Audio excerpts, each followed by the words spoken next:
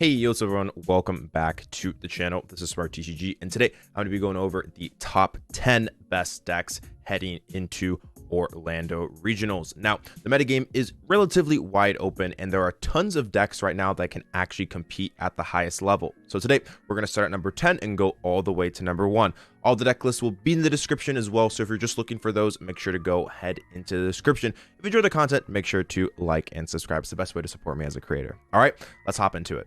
Alrighty, hopping into number 10 here, we have Arceus Flying Pikachu VMAX. Now, this was a deck that won the World Championships along with NAIC, and it really kind of fell out of favor after that as more and more decks got powerful, and this deck kind of got power crept out of the format in a way. This deck really kind of fell into obscurity as a tier 2 to tier 2.5 deck. However, I think the metagame is beginning to shake back up to where this deck actually has potential to be good. With Lost Zone Box decks being so popular, Palkia V-Star coming back, Lugia, some cutting the Dunsparce, and also Marnie Path still being such a powerful strategy, I think this deck actually has a chance to compete in the standard format. This is the list as of right now. Your strategy is to use Arceus V-Star's Trinity Nova to be able to power up cards like Flying Pikachu VMAX, so you can use your Max Balloon. We have other things in this deck like the Double Drapion to try and help out against Mew VMAX, as that is one of the deck's harder matchups. However, if you find yourself not necessarily using them enough simply because you do play Path to shut off Drapion, which can sometimes be a little bit counterintuitive, then by all means cut down to one, or even cut them all and just take the difficult matchup to Mew. We got one Crobat and one Lumineon for consistency, along with one Pumpkaboo as well. The strategy, as I already said, is to spam Marnie Path, and this deck is built around that with those 4 Marnie and 4 Path to peak. That's the rest of the list, though. Pretty self-explanatory there. Spamming Marnie Path, incredibly powerful, using Arceus' Trinity Nova to power up Flying Pikachu VMAX. Flying Pikachu, still a pretty strong deck, and it deserves, I think, a top 10 spot. All right, let's get into number 9. Hopping to number 9 here, we have Palkia V-Star. Now, Palkia V-Star has been a deck that has completely dominated the standard format for this previous year, and I still think it deserves its spot in the top 10. As more powerful decks like Lugia V-Star have came out, this deck has had to adapt to stay in the metagame, and I think it's done just that with the Articuno's Wild Freeze. The issue with this deck, though, is that it's incredibly list dependent, as it's going to do very well against Lugia players who aren't necessarily prepared for something like the Articuno. If they play something, however, like the Virizion V Birdkeeper Eldegoss Birdkeeper combo, the matchup goes from very favored into very unfavored. So this deck is very list dependent as of right now, which is one of the deck's biggest issues. However, if people continue to cut Birdkeeper, like I think a lot of Lugia players will, then I definitely think that this deck has potential in the standard format. However, if players continue to play high counts of switch cards, then you could run into some problems. However, it is still Palkia V-Star, one of the most powerful decks with that subspace swell, and Star Portal being able to do tons of damage, and with Star Portal being able to set up the board state consistently all the time. The Intelligent Engine also provides a great consistency and damage output engine, with Shady Dealings being able to get yourself any trainer card you want, and Quick Shooting being able to make your attacks be able to one-shot in some situations that you normally wouldn't be able to, and just kind of control the board a little bit more with things like Wild Freeze. So Palkia V-Star at that number 9 spot, still an incredibly powerful deck in the standard format. All right, let's get into number 8 here. Number 8, we have everyone's favorite Regigigas. Regigigas is a deck that can sometimes feel oh so powerful when you hit those turn 1 Terra Sparks or Regidrago attacks, or it's a deck that can feel absolutely terrible when it stumbles turn after turn. It really is that high risk, high reward deck. However, when it gets set up, it's one of the most difficult decks to handle in the standard format. Getting one of each Regi is the goal of the game, to be able to get one of each down on the field, so you can use Ancient Wisdom to power up all of your Regis. You have tons of versatility with this deck, being able to use attackers like Regieleki, Regice, Regigigas, Regidrago, and sometimes Registeel and Regirock, depending on the matchup. This is one of the most powerful decks still in the format, as well as it also has the Marnie Path strategy, which really helps out against decks like Duraludon and Mew VMAX, along with Lugia.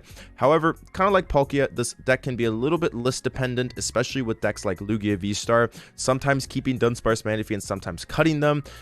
sometimes you can run into issues if you hit, like Dunsparce Manaphy or even things like Ice Q as well in decks like Lost Box. So this deck is incredibly powerful. However, it can be a little bit list dependent, as there are very direct one or two of cards that can be thrown into meta decks to be able to counter this deck. So that is one of the main things to always be concerned about when you play this deck. However, if you hit the right matchups and you draw well, this deck can definitely go far.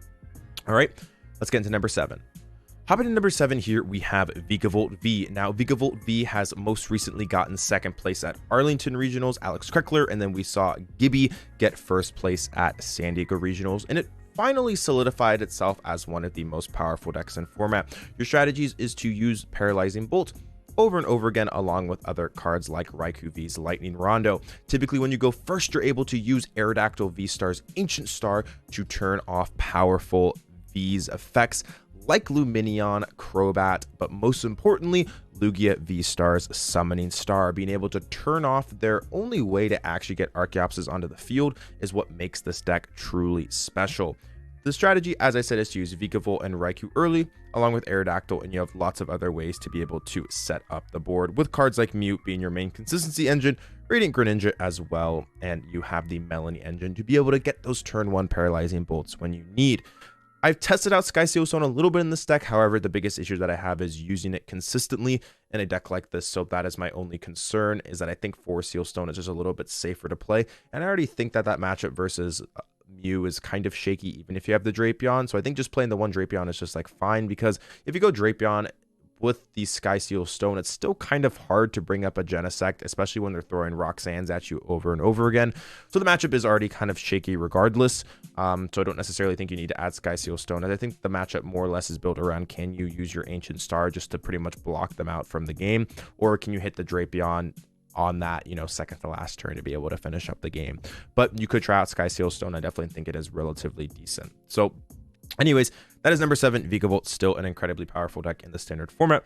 Let's hop into number 6 here. So hopping to number 6 here, we have Arceus Duraludon, one of the most simple yet powerful decks in the standard format. The strategy is probably by far the most basic on this list, using Arceus V-Stars, Starbirth, and Trinity Nova to be able to set up Duraludon VMAX. You have cards like Colress Experiment and Marnie to be able to burn through the deck, cards like Heavy Boss's Orders 4 of to be able to control their side of the field, and Single Strike Mustard to be able to get a Duraludon VMAX out of nowhere. This deck still has very strong matchups against some of the best decks like Lost Zone Toolbox, has a relatively okay Lugia V-Star matchup, and is able to handle some of the other top decks in the format. This deck's biggest issue is consistency, especially when you start with a Duraludon, and since you only play 6 basic Pokemon, there's a decent chance you're going to start the V, and that can be absolutely crushing and can completely destroy your early game turns, which are by far the most important with a deck like this. As long as it gets set up, it's one of the most powerful decks in format. However,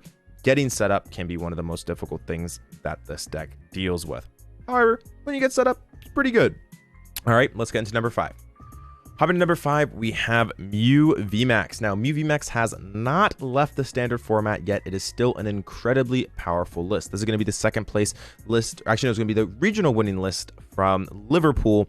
And I think that this deck is still incredibly powerful. You want to be using that Cross Fusion Strike to be able to utilize Technoblast over and over again. You have the Disruption package with Judge and Marnie and Path of the Peak as well to really slow down your opponent, along with a finishing comeback card or to seal up the game, Roxanne.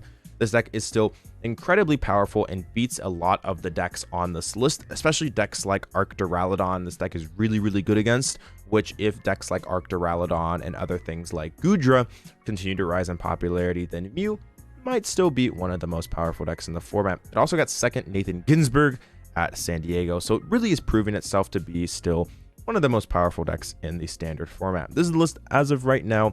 Pretty strong deck, and I definitely think deserves its spot. And if people continue to cut Drapion and just stop caring about this card, then it has potential to go really far. So we'll see at Orlando. All right, let's hop into number 4. Hopping to number 4, we have Lost Zone Kyogre. Now, I will say, this is not the only Lost Zone variant that's going to be on this list. There actually are a few more, but Lost Zone Kyogre still deserves its spot in the top 5. Being able to use Comfey's Flower Selecting and Colress Experiment to get tons of cards in the Lost Zone to be able to utilize Mirage Gate to attack with Snorlax, Zeraora, Dragonite, Sableye as well, Radiant Greninja, and more. That is going to be the baseline strategy. And to finish off the game, your goal is to get down to 0 cards and then use a card like Energy Recycler or multiple Ordinary Rods to be able to set up the Aqua Storm for the game. This is still one of the most powerful decks simply because of its just incredible consistency and also its ability to control your opponent's side of the field. So that is why I think that this deck is still really, really powerful. However, it does take some shaky matchups versus some of the top decks, and you really have to play picture perfect. I would probably say this is the hardest deck to play on this list as of right now. So that might be the one thing that might be deterring you from playing it. So, all right, let's hop into number 3.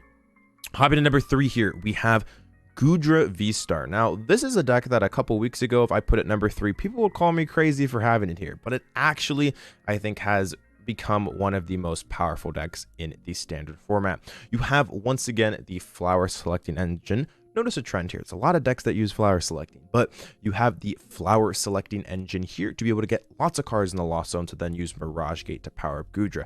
I honestly think a big reason why Lost Zone Goodra didn't see a whole lot of success over the past couple of months until now was because people didn't necessarily have lists optimized for this deck, so they kind of just converted over to Arceus Goodra, which was fine, but I think once people kind of figured out how to build this deck and get it working consistently, it truly has become one of the most powerful decks in format.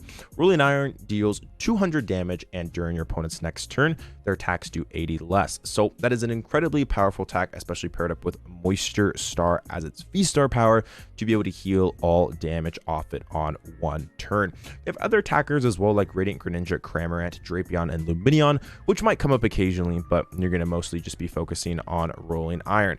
One of the things that makes this deck so powerful is its simplicity, as it doesn't necessarily need a whole lot to get going. You don't need to be streamlining 2 to 3 Mirage Gate in a single turn. You just need 1, maybe 2 in a game oftentimes, just to be able to set up the Hisuian Goodra and use Rolling Iron turn after turn.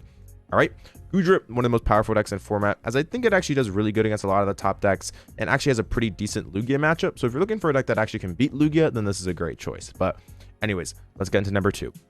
Hopping into number 2, we have the last Lost Zone variant on this list, and that is going to be Lost Zone Box Rayquaza. Now, this is one of the most powerful decks in the standard format and has really solidified itself as the top contender when it comes to the Lost Zone variants. Rayquaza's amazing burst, able to deal up to 400 damage in a single turn, really makes it so that this deck always has an out to winning games. You're going to be using your Comfeys and Colruses, like many of these other lists on here, to be able to get lots of cards in the Lost Zone to Mirage Gate over and over again. In this deck, you have a bunch of attackers. You can attack with Rayquaza, you can attack with Cramorant, you can attack with a Oranguru even, Sableye, Galarian Zapdos V, Raikou, Radiant. You actually cannot attack with Radiant Greninja. That's the one thing you can't attack with. But if you wanted, you can add in Water Energy.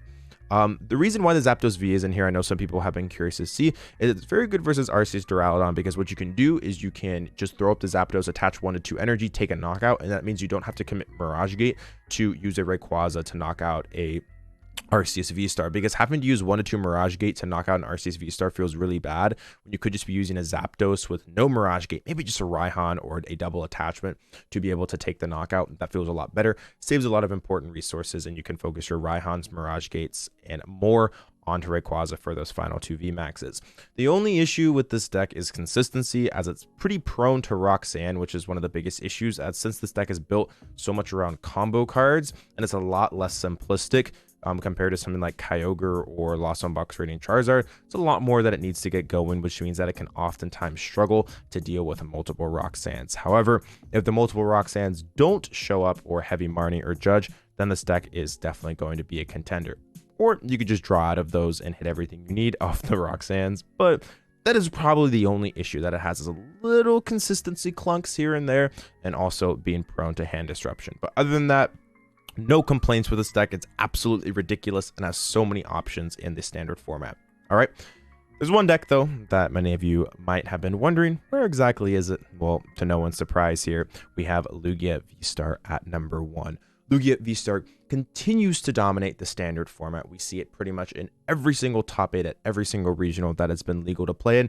I think actually it's been in top 8 at every single regional that has happened, or special event that it's been legal for, really solidified in itself as one of the most dominant decks in the format. We saw it toward win LAIC with this deck. We also saw the deck do exceptionally well at many other events with players like Connor Fitton winning Arlington and it continuously getting top 8 over and over and over again. Your goal is to use Summoning Star to get multiple Archeopses out, and then you can attack with tons of important cards like Yveltal, Charizard, Stoutland V, Oranguru, Luminion, and more. This is by far the most powerful deck in format and has completely shaped the metagame as we see decks like Palkia V-Star playing cards you never really thought would be in the deck, like Articuno, to literally try and counter this deck. So that just shows how powerful this deck is and how meta warping it can be. Some interesting cards we have in this deck are Irida and Canceling Cologne. The reason is decks like Aerodactyl V-Star with Vikavolt, or just anything with Aerodactyl V-Star, you could be pretty weak to that if they get it off on turn 2. So being able to Irida for the Canceling Cologne to be able to use that is really, really powerful to give you that one turn to Summoning Star, which is why I think that that card is incredibly valuable in a deck like this. So with that being said, this is my #1 pick if you're trying to do well at San Diego Regionals. Or not San Diego Regional, Orlando Regionals. We had San Diego last year, was the last regional in the US. But if you're looking for the top dog in the standard format heading into Orlando, then this is the deck for you. But with that being said, if you enjoy the content, make sure you leave a like and subscribe. Let me know what you think as well. Let me know what you think in the comments. If I missed anything, if you think one of them should be moved, let me know. But with that being said, if you enjoy the content, I appreciate it all, and I will speak with you again soon. This is Smart TCG. Peace out, everyone. If you're looking to improve your game, I do offer coaching on Metafy. I'm currently ranked in the top 10 players in North America, and I know what it takes to reach that level. If you're interested in just finding out exactly what coaching is, I do offer a free consultation here where you can book it and we can kind of go over whether or not coaching is something for you. I do also offer training packages, which are just bundled sessions on top of the individual sessions as well. If you have any questions, feel free to send me a DM on any of my socials or post it in the comments and I'll make sure to get back to you. But with that being said, thank you so much for watching this video and I'll speak with you again soon. Peace out. If you are looking for more exclusive content, I do offer that on Patreon. I have articles spanning from 500 to 3,000 words. I also have exclusive videos catered towards improving as a player. I have all 3 tiers here that go over exactly what each one offers, including free coaching in the Ultra Ball tier. Thank you for all my Patreons for the continued support. I appreciate it. And if you have any questions, never hesitate to DM me. The link will be in the description for my Patreon. Thank you so much.